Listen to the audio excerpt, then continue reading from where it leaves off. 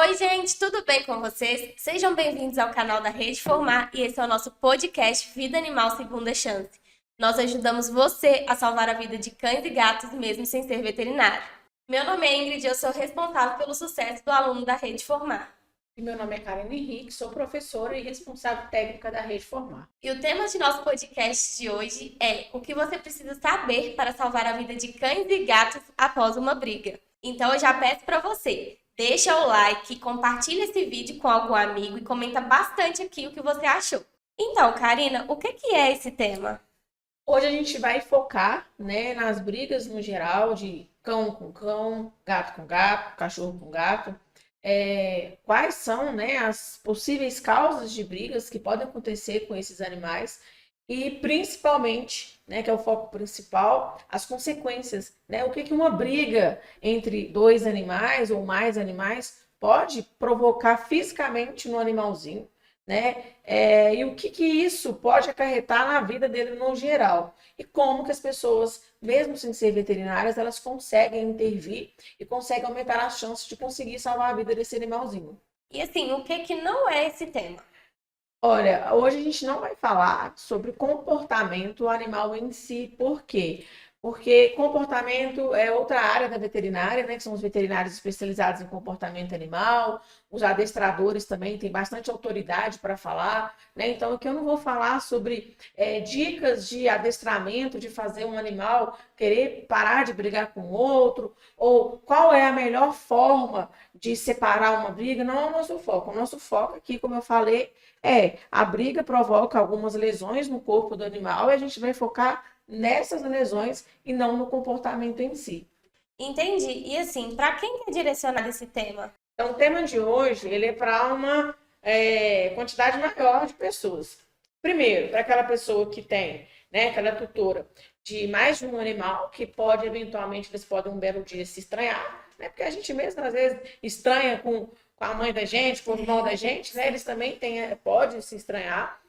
Ou para aqueles tutores que não têm 2, 3, 4, 5 animais, tem um só, mas acaba que leva para passear, deixa em hotel, que ele vai poder ter uma interação com outro animal. Também é um tema muito importante para aquelas pessoas que trabalham como dog walkers, que pegam o seu animal na sua casa e levam esse animal para passear, porque esse animal pode se envolver em uma briga durante o passeio. Para aqueles profissionais que têm hotéis que recebem mais animais e às vezes juntam os animais, para provocar uma interação, para distrair um pouco a cabeça deles durante essa estadia, também é um tema relevante. Para aquelas pessoas que elas mexem com canis, que tem mais de um animal, e acaba que eles podem se estranhar, principalmente se tiver uma fêmea no cio, que a gente vai falar depois, quem tem gatis, e não pode esquecer de falar dos protetores, Que os protetores, eu acho que de todo o nosso público, os protetores são os que mais se envolvem em brigas, porque, a gente tem abrigos por exemplo, parceiros da escola, que tem 95 cães. Então, as brigas são um pouco mais frequentes do que aquelas pessoas que têm 2 animais. Então, é para toda essa galera aí, isso também é muito importante. Entendi. E por que esse tema é relevante, para nossa audiência? Porque as brigas, elas podem acontecer por vários motivos. Vou citar aqui alguns dos motivos, não são os únicos. Os animais, eles podem brigar, por exemplo, por disputas por comida, Com certeza deve ter alguém assistindo que tem um animal que ele não gosta, que mexa na comida dele, Tem animal que realmente não liga, mas tem animal que se você chegar perto, ele já começa a rosnar, ele já começa a ficar bravo. E pode acontecer dele estar lá comendo, na paz dele, e chegar um outro e querer mexer na comida. Isso pode provocar uma briga. A gente tem animais que eles brigam, por exemplo, uma fêmea entra no cio, o cio pode mudar o comportamento dos machos, pode mudar o comportamento das fêmeas. A gente tem animais que eles brigam muito por conta de território. E quando eu falo território, não é território só assim, essa sala é minha. Às vezes o território é a mãe é só minha. Tem questão do ciúme, Briga porque, por exemplo, você tem 2 gatos, você faz carinho demais em um, o outro fica com ciúme, e a forma dele demonstrar o ciúme é descer o cacete no gato que recebeu mais carinho, E a gente também tem as brigas que são de incompatibilidade. Às vezes é um gato, por exemplo, que ele não aceita outras pessoas na casa, a casa é só dele, você adota traz um outro, ele pode brigar, ou a mesma coisa com o cachorro, né, que é antissocial, que não gosta de interação com outros animais, ou às vezes, né, pode acontecer, igual eu estava comentando, né, o exemplo do meu cachorro, do Catarino, que ele geralmente ele não liga para outros animais, só que tem um em específico na rua de casa que ele, o santo dos dois não bateram, e eles eu sei que se tiverem uma oportunidade, né, que se Deus quiser nunca vão ter, os dois ficarem soltos, que eu acho que é um fight na certa, né? Então, assim, é muito mais comum as brigas do que a gente pode imaginar. Às vezes, né, quem está até aqui assistindo, se tem mais de um animal em casa, pode ser que não tenha ocorrido deles brigarem mesmo, de juntar um no outro, mas de se estranharem.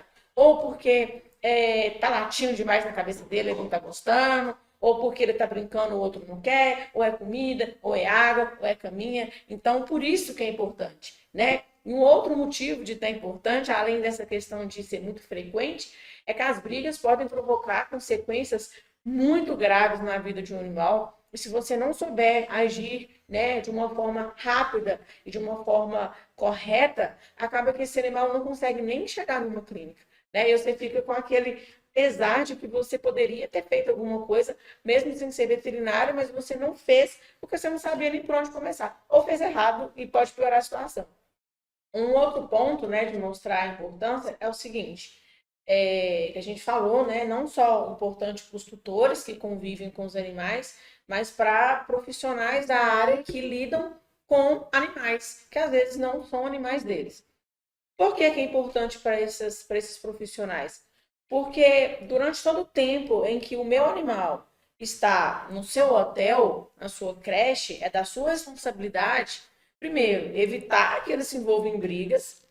E se ele se envolver em brigas, que você saiba resolver, saiba contornar a situação da melhor forma possível, né? Porque é sua responsabilidade. Você está lá para cuidar do meu animal e oferecer essa segurança maior.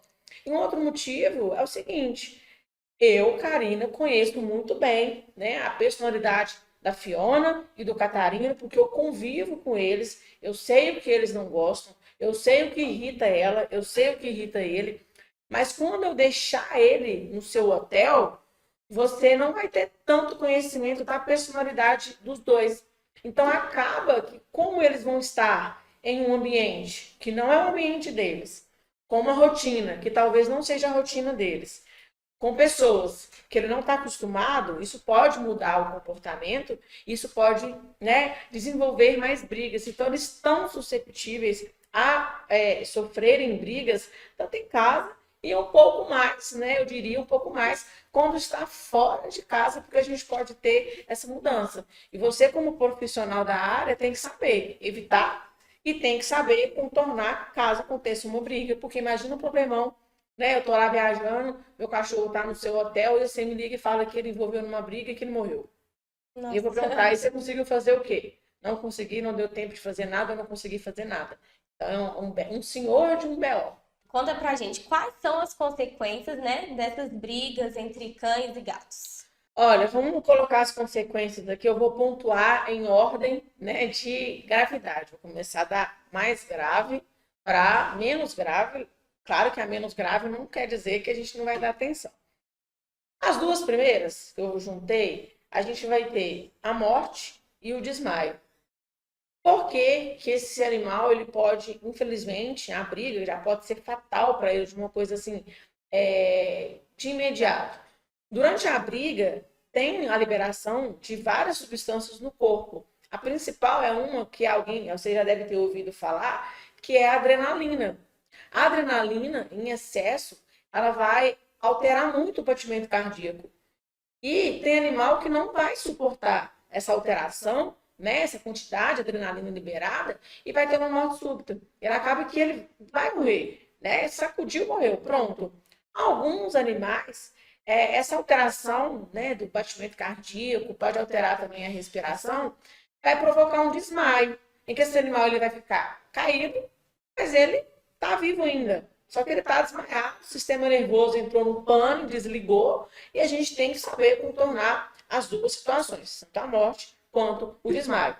Lembrando que, se o animal se envolveu numa briga, a briga aconteceu agora, né? E esse animal já foi encontrado sem o coraçãozinho batendo, sem a respiração, o animal não está funcionando, né? Entre aspas, você tem 10 minutos para tentar fazer a ressuscitação cardíaca, que é possível de acontecer sim, desde que você saiba fazer uma massagem cardíaca, uma massagem respiratória, mas você tem 10 minutos para identificar a morte e para conseguir fazer a ressuscitação cardíaca e respiratória. E a identificação e a ressuscitação, a massagem cardíaca e respiratória, não precisa de uma pessoa ser veterinária para ela conseguir fazer. Né? E não dá tempo de levar numa clínica, não dá tempo de você pegar o cachorrinho aqui agora. A clínica mais próxima da gente aqui deve gastar o quê? 10 minutos, 15 minutos? O tempo que você leva de pegar o animal, colocar no carro, ou, sei lá, chamar o Uber, sair andando, esse animal já vai chegar lá de uma forma que não dá para o veterinário fazer a ressuscitação. Então tem que ser de imediato, identificar e a ação. A segunda consequência, e é muito comum de acontecer e também é muito grave, são as hemorragias, né? Por quê? Porque cães e gatos têm presas, ele tem canino, né? São carnívoros. E os dentes, os caninos, não estão lá à toa, não, só para deixar os dentes bonitos, não. É para perfurar mesmo, para rasgar, né? Para dilacerar. Então, esses animais, eles podem ter hemorragia principalmente, infelizmente, em dois locais. Na orelha, tá? Que é um local que sangra muito, a orelha sangra demais, e no pescoço, né? Cães, quem aqui já viu cão brigando, eles têm a tendência de já ir no pescoço do outro, porque eles já sabem instintivamente que ali tem dois vasos bem calibrosos, que se eu quero matar, é ali que eu tenho que ir. E se a pessoa não conseguir resolver, né, tentar amenizar um pouco essa hemorragia, realizar um garrote específico, né, realizar o controle, esse animal ele vai ter pouco tempo de vida. Principalmente se for um vaso que estiver rompido, for do pescoço que é calibroso, ele não vai chegar na clínica com vida. Então, é uma consequência das brigas, não é uma consequência rara de acontecer, e que a pessoa, ela mesmo sem ser veterinária, ela tem a capacidade de identificar que teve uma hemorragia e realizar os procedimentos ideais para aquela hemorragia. Lembrando que o animal que foi vítima de briga, não necessariamente ele vai ter uma hemorragia só. Ele pode ter na orelha, no bracinho, ele pode ter no pescoço, ele pode ter na boquinha, depende, né, do animal que brigou com ele, se foi um só, se foram outros animais, né? Então, assim, é uma situação também muito grave.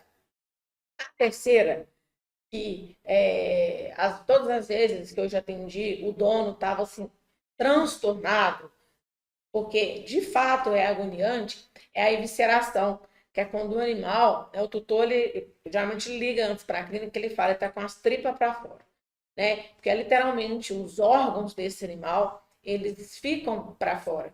Por quê? Na hora da briga, pode acontecer do canino, né? Ele agarrar no abdômen, na barriguinha e rasgar a barriguinha. Então, assim, vai ter intestino, pode ter rins, vão ter órgãos da barriguinha do animal para fora, né? E esses órgãos, eles não têm que ficar para fora, porque aqui a gente tem vento, a gente tem poeira, a gente tem temperatura, né? E esse animal ele pode perder a vida, a maioria, infelizmente, perde, porque as pessoas não sabem realizar os primeiros socorros de uma evisceração por conta desses órgãos que ficaram expostos. E aqui eu coloco ele aqui como a terceira pior coisa que pode acontecer e que as pessoas têm que saber identificar e tem que saber fazer os primeiros socorros de uma evisceração para aumentar as chances desse animal conseguir sobreviver. Até hoje, tá, da minha rotina clínica, a maior parte dos animais que eu atendi vítimas de evisceração foram gatos. Aí foram gatos que apanharam de cachorro. A maioria foi gato que apanhou de cachorro, porque geralmente o cachorro coloca o gato inteiro na boca, dependendo do cachorro. Tá? A quarta, que também dá uma certa gastura, até para a gente que é veterinário, é o prolapso de globo ocular, que é quando o olhinho do animal ele fica saltado, ele fica para fora. Por que esse prolapso pode acontecer? Por dois motivos.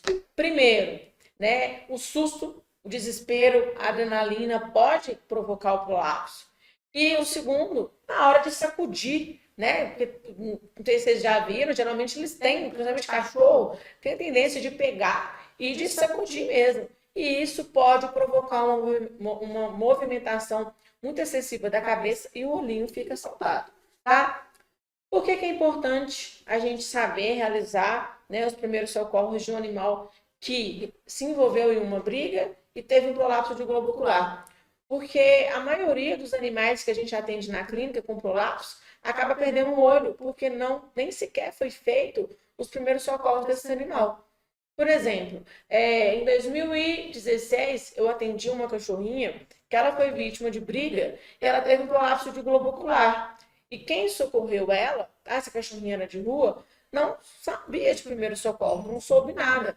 Esse olhinho, ele ficou para fora, não recebeu primeiros socorros. Infelizmente, essa cachorrinha perdeu o olho. Se tivessem sido feitos os primeiros socorros, ela não perderia. Só que isso, as pessoas precisam entender a importância, né, de saber os primeiros socorros. Sim. A outra consequência, né, de uma briga são as fraturas. Onde as fraturas? Vários locais. Pode ser na pata, pode ser na costela, pode ser fratura craniana, pode ser fratura exposta, que os ossinhos ficam para fora. Vai depender de quê? Da pancada em si, do animal que conseguiu pegar o outro para bater, né?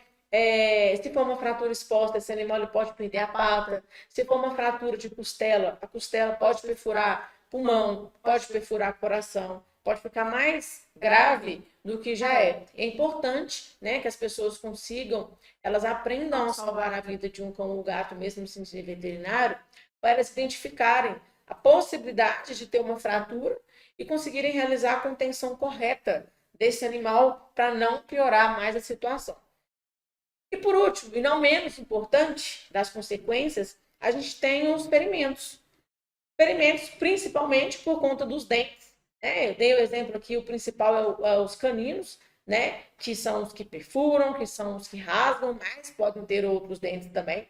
E esses ferimentos podem acontecer na orelha, como eu falei, no pescoço, pode acontecer no olho, pode perfurar o olho do animal. Não só cachorro, tá, gente? Gato também tem a tendência maior de dar tapa na cara, e às vezes o tapa, né, com aquelas unhas que só eles têm, já pode ir direto no olho. Então, os ferimentos também são consequências das brigas, e que se não forem corretamente tratados, né, a gente não conseguir manusear direito um ferimento, ele progride, dá uma infecção, vai dar bicheira, né? Então, assim, as brigas têm consequências e essas consequências levam a outras consequências e todas elas, se não forem corrigidas, né, se não forem atendidas na hora que acontece o acidente, com os primeiros socorros de forma correta, infelizmente vão resultar na morte do animalzinho. Pode ser uma morte na hora, no mesmo dia, mas pode ser uma morte que vai demorar, por exemplo, um mês por conta de uma infecção, porque esse animal se envolveu numa briga mês passado e que ninguém soube o que fazer, ninguém tomou nenhuma medida de primeiros socorros e acabou agravando ainda mais a situação. E assim, Karina, para finalizar, nos dê 3 dicas, né, para que as pessoas saibam agir e lidar diante dessas situações de briga. Então vamos lá. A dica 1 é o seguinte: tentar manter a calma. Por quê? Se você desespera, você acaba desesperando os animais que estão envolvidos naquele clima, aquele climão de briga. E se você desespera, você não consegue raciocinar o que é para fazer e ainda corre o risco de você se acidentar, né? De tentar separar uma briga e quando você reparar, você já está no meio da briga, entendeu? Você era que você está separando e você está lá brigando junto com os cachorros, junto com os gatos. A segunda dica, que é muito importante, é que você recorde, né, a ordem de gravidade. Por quê? Não adianta você estar lá procurando ferimentos sem ter olhado se esse animal está com o coração batendo. Porque o tempo que você está lá procurando ferimentos, né, que eu coloquei aqui, o último da lista, o animal está com parada cardíaca. Era para você estar fazendo uma massagem cardíaca, você está procurando um ferimento. Então, essa é a segunda dica, né? Saber a ordem de gravidade e ir eliminando. Primeiro, morte e desmaio. Tá ok? Então, vou procurar a hemorragia. Tá ok? Vou procurar e assim por diante, porque aumenta as chances, né, de você conseguir salvar a vida de um cão ou gato que se envolveu em briga, mesmo sem ser veterinário. Só que você tem que saber a ordem de cada uma das coisas. Sim. E a terceira dica, que também é muito importante, é a prevenção. Tentar, ao máximo, evitar as brigas, né? Como? Se tem uma fêmea no cio, já fica mais esperto, porque é uma chance maior deles brigarem.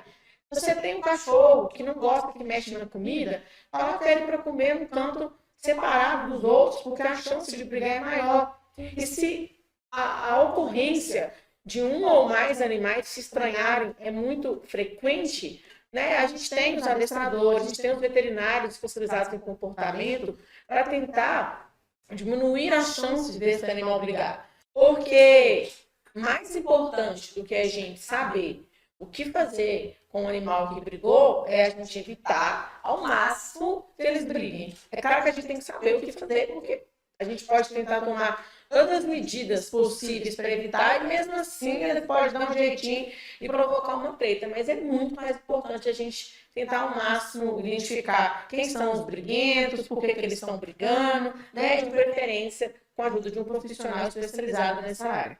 Então eu vou despedindo, muito obrigada, né, pela atenção de vocês, só de vocês terem assistido a gente, né, até o finalzinho, você já contribuiu bastante para o seu conhecimento, você está um pouco mais preparado para conseguir salvar a vida de um cão ou gato, mesmo sem ser veterinário. Então, esse foi o nosso podcast de hoje, gente. Vale lembrar, né? Deixa o like, comenta bastante aqui, compartilha esse vídeo. Muito obrigada por terem assistido até aqui e até o próximo podcast.